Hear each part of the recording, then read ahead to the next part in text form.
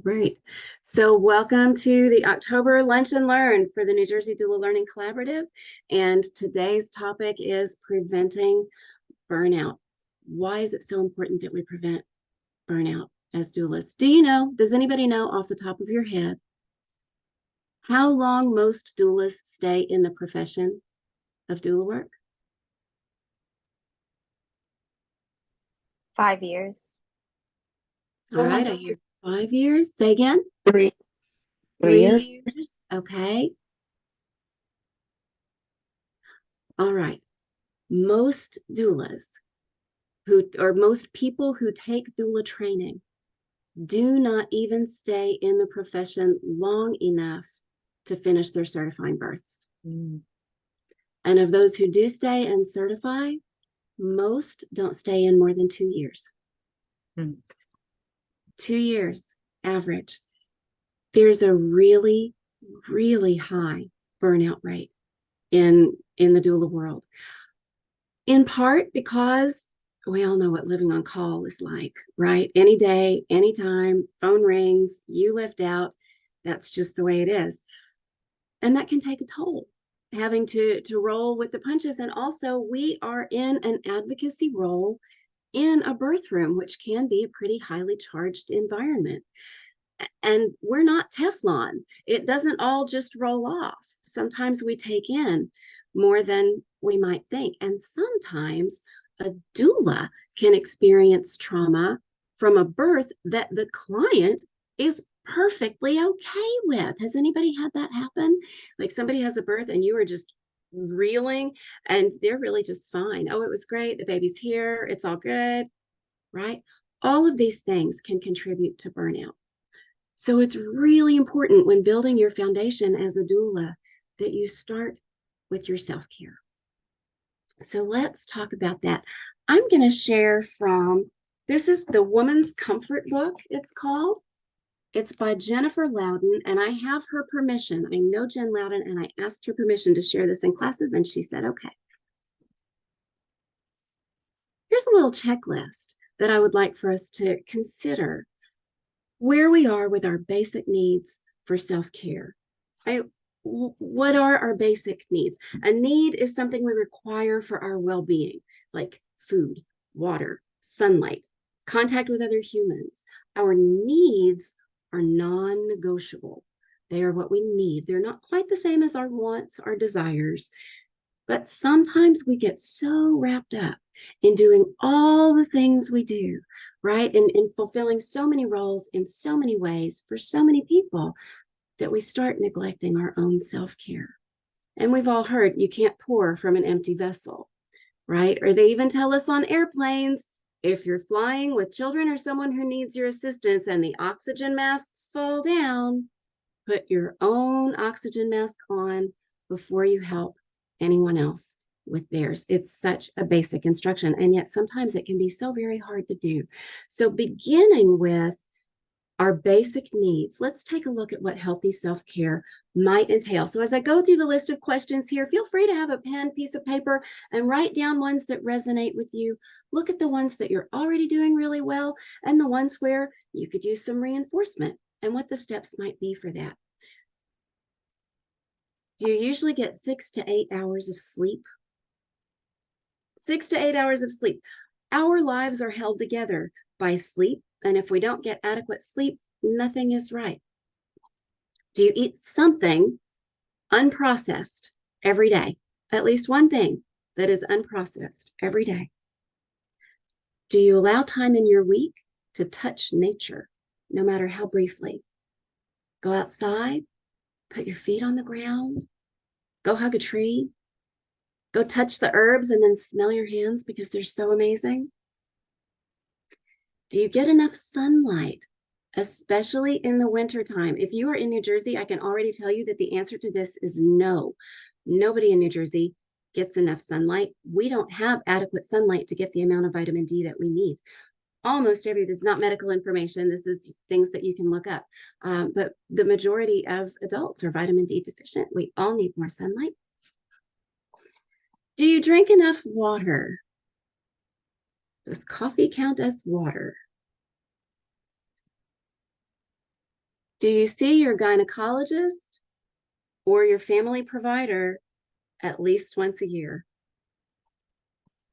Let's throw the dentist in there. Do you see the dentist at least once a year? Do you see a dentist every 6 months? This is the very next question.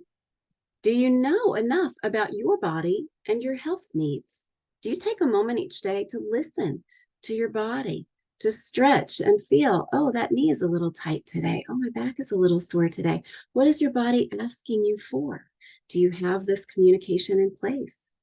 Do you get regular sexual thrills? Because that can be part of a thriving life.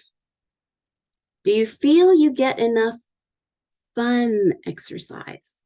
Not the stuff that you do because you have to, but the things that you do because they make you feel more alive. What is that for you? Are you hugged and touched amply? There's an adage that says that we need 4 hugs a day to stay alive. We need 8 hugs a day for maintenance and 12 hugs a day for growth. Where are you getting hugged? Or are you touched out? Because when we have small children and they are always on us, our peripheral boundaries can just get saturated. Enough, everybody off the mama today. Do you make time for friendship? And do you nurture your friendships? And as doulas, our doula community counts among this. We need each other. This can be a very stressful profession. This can be a profession where we take a lot in, and having those safe spaces with our friends to check in. Hey, I'm not doing so hot today. Or, hey, come walk and talk with me for a little bit. Do you have friends that you can call when you're down who will really listen? Oh, those friends are a blessing. Hold them close.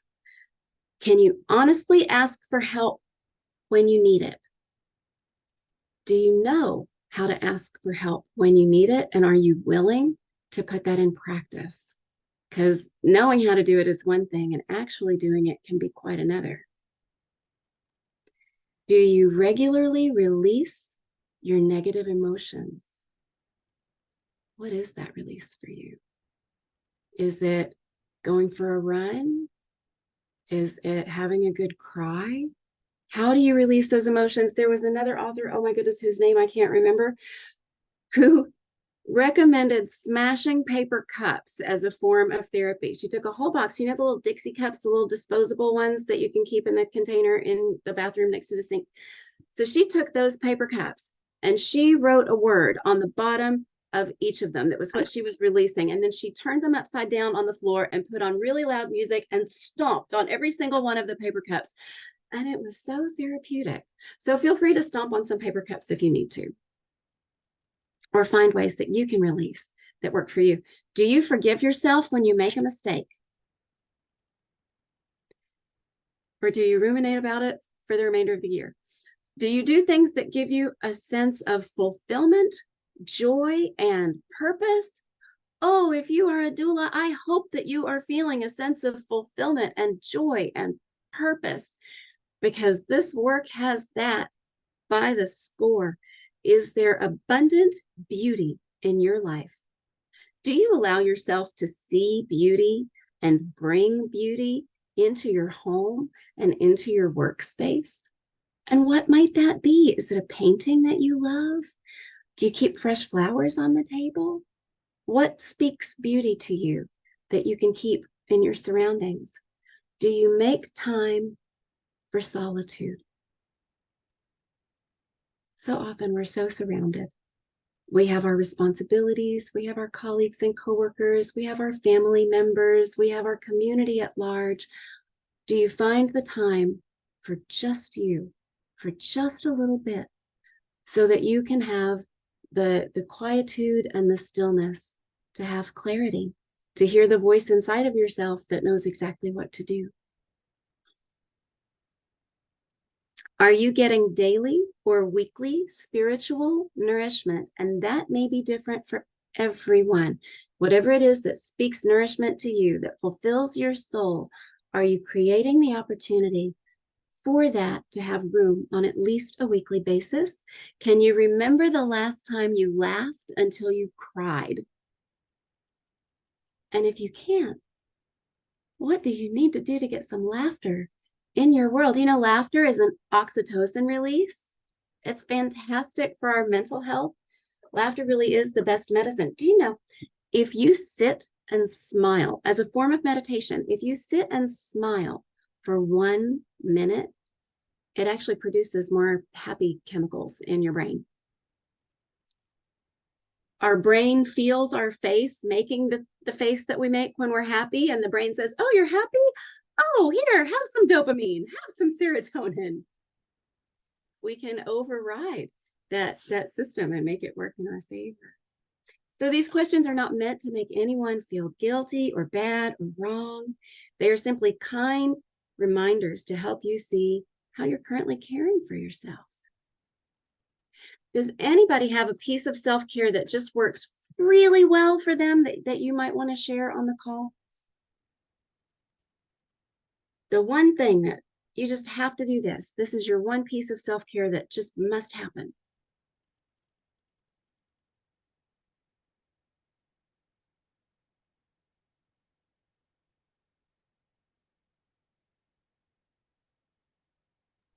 Well, there's two things.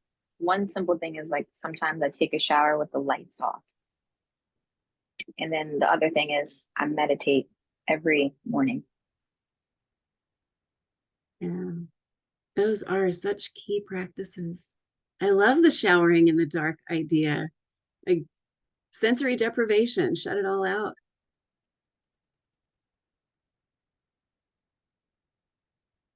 Thank you for that.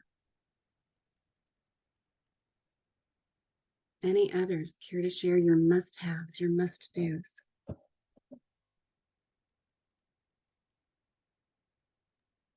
I'll share some of mine, or one of mine is I'll just go outside, take my shoes off, and I'll just ground in the grass.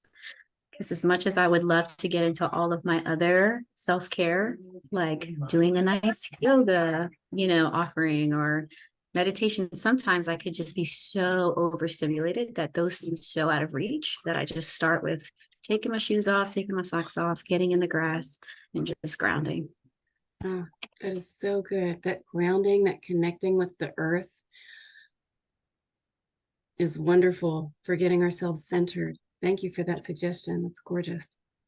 So when I get home, I generally don't go inside as soon as I get home. Sometimes I just sit in the car for a second. I don't know what it is about being in the car in like a little, I don't know if it's like a tunnel. I don't know. It just feels really good just sitting there for a second before I go inside. So that happens frequently. That's lovely. And you're probably by yourself. So it's a moment Right. of solitude. Yeah. Yeah. It's a moment of solitude in a separate space. It's probably pretty quiet. And you just have a moment to be still. That's very nurturing.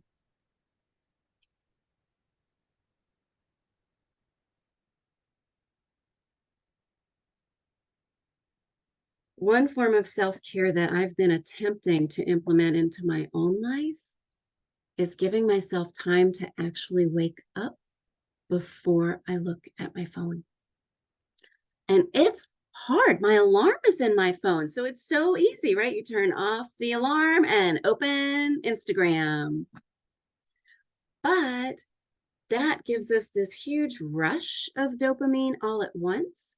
And a huge rush of dopamine into your waking brain creates a deficit of dopamine for the remainder of the day. Your brain will continue to seek it out. When we allow ourselves that time for a slow rise, wake up, move your body, drink some water, maybe get in a little bit of stretching, that low dopamine allows it to rise naturally and can contribute towards significantly improved mental health over the long run. So I'm really trying to implement that phone-free first hour in the morning. Is there anything anyone else has heard of?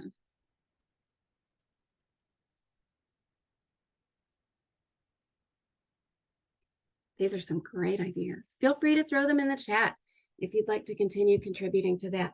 So as doulas, we have self-care to tend to that's incredibly important.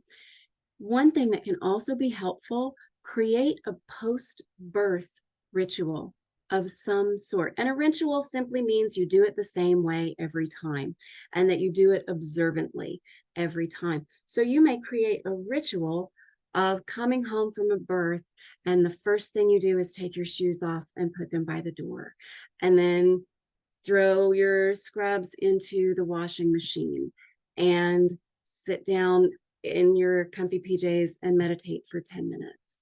Have a good meal, have a good sleep, turn your phone off and give yourself time and space to recover.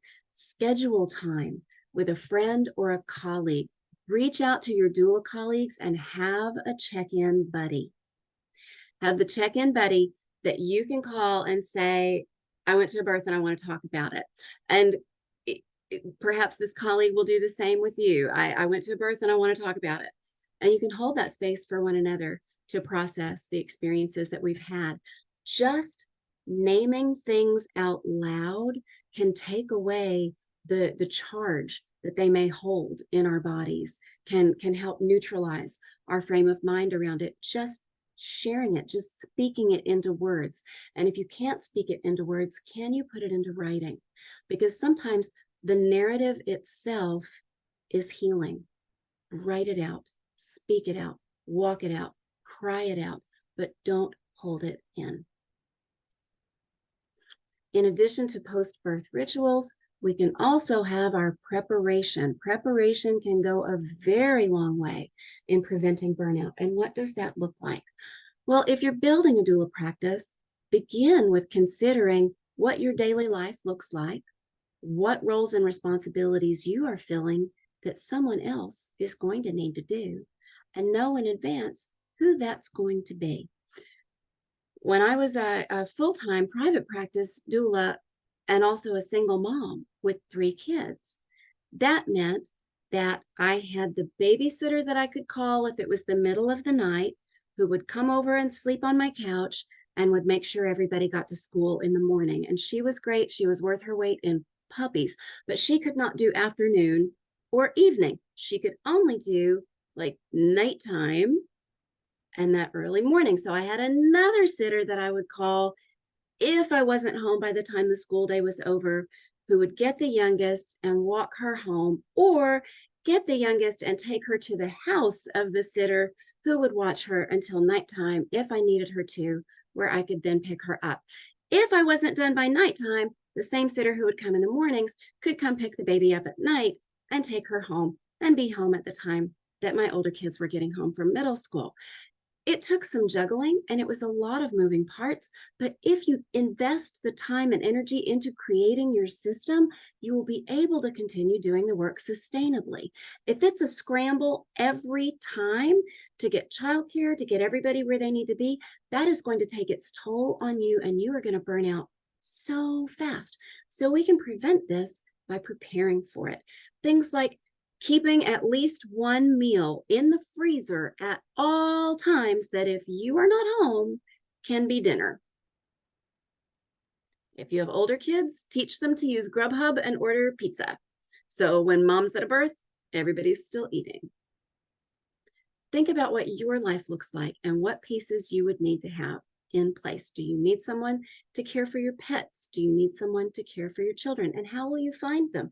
There are great websites that have sitters who are advertising their service so that you can interview for people who are really good. Or if you have family support, communicate with your family support ahead of time. Hey, I'm on call. That could mean that anytime this week I get called out and here's what I will be needing for support. It's that asking for help piece again. That's not always easy to do, but boy, is it important. So those are some of the self-care pieces that we as doulas can put in place. And make time for downtime. Make time for downtime. Make sure that you schedule yourself time, that you are not on call, that you do not have to have your phone on you or on, that you can be with your family, with your friends, with yourself, with your community, so that you have time to be you in your life without always having your doula hat on. Time to take breaks. I'm going to share a handout that was shared in a previous lunch and learn that was on self-care, the self-care sustainability plan. What are your self-care needs for your body? The example they give is incorporating 10 minutes of movement every day. It might be eating something fresh and unprocessed every day. It might be going for a walk. It might be getting a massage. What are your self-care needs for your mind? What are you doing to give your brain positive messages? Is there a podcast that you love to listen to? There's one called How to Be a Better Human that has some great short, just gems of wisdom in it. Find the things that you like to listen to. TED Talks are great. Download a TED Talk playlist and give yourself time and space for those things. Are you sustained by learning something new? Well, what are 3 things that you want to learn how to do this year, and what's going to be your next step in learning how to do those things? What do you need for your soul? What do you need for the wellness of your spirit? How is your spirit fed? It might be by reading, it might be by talking with an elder, it might be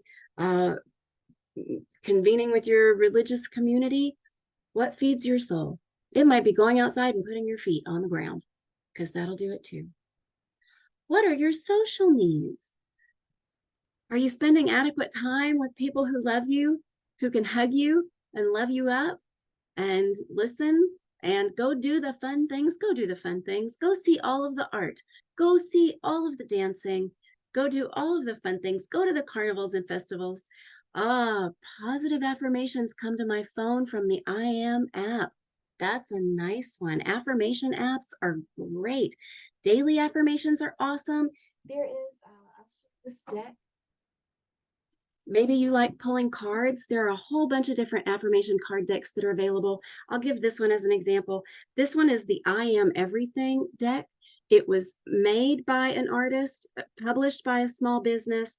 It's iamandco.com. She's based out of Kansas City, and she designed these decks. And this one has an affirmation on each card. If I were to pull one, I am transformed. I see the beauty of change. Everything I have been through transformed me into who I am today. I am so much braver. I am so much more caring. I am so much more emotionally intelligent. I am so much more open. I will continue changing and improving. I am transformed. And each card has a different affirmation on it. Affirmation apps, I love that. That's awesome. Or there are daily devotionals that are in app form that people may enjoy, daily meditations that are in app form that people may benefit from. And professional support. What are you doing for your professional support? Do you have your business built in a way that will remain sustainable? This may include scheduling your downtime, or this may include taking a class on building a small business, or taking a continuing education class for doulas. Because as we continue to learn and grow, continually learning new things goes a long way in preventing burnout from happening. Recovery from burnout can take years. And how do you know when you're in burnout? What are some of the feelings that you might recognize that say, oh, hey, this is kind of burny?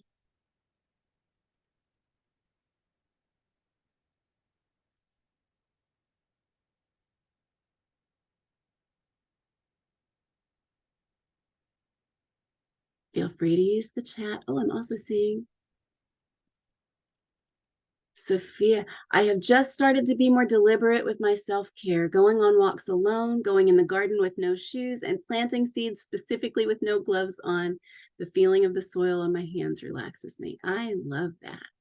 Yes, touching the earth, planting a seeds and watching them grow.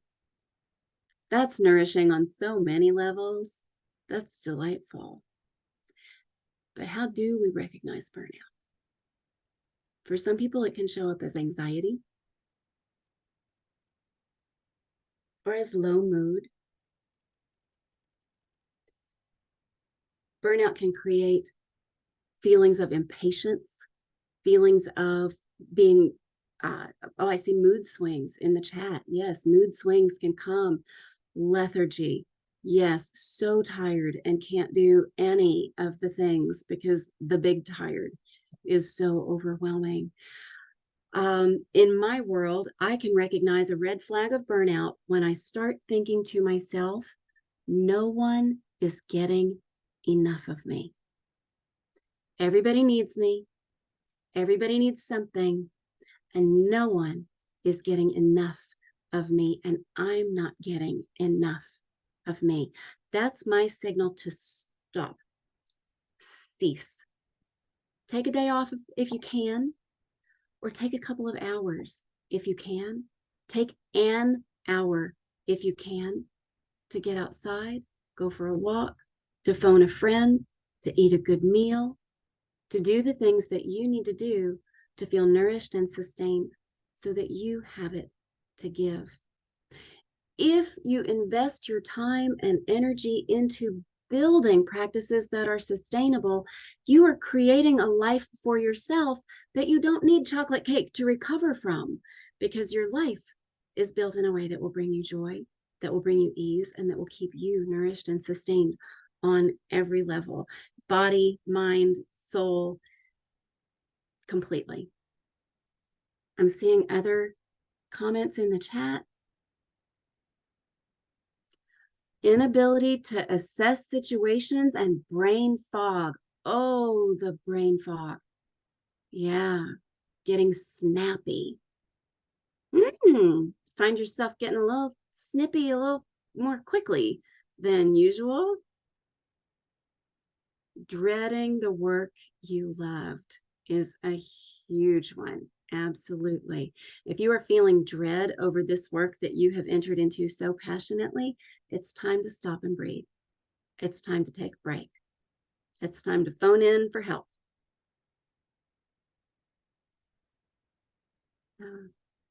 So let me ask now, what is one practice that you can implement in the upcoming week that will help you prevent burnout? Feel free to use the chat or call it out. What's one thing you can do this week to improve your self-care and prevent burnout?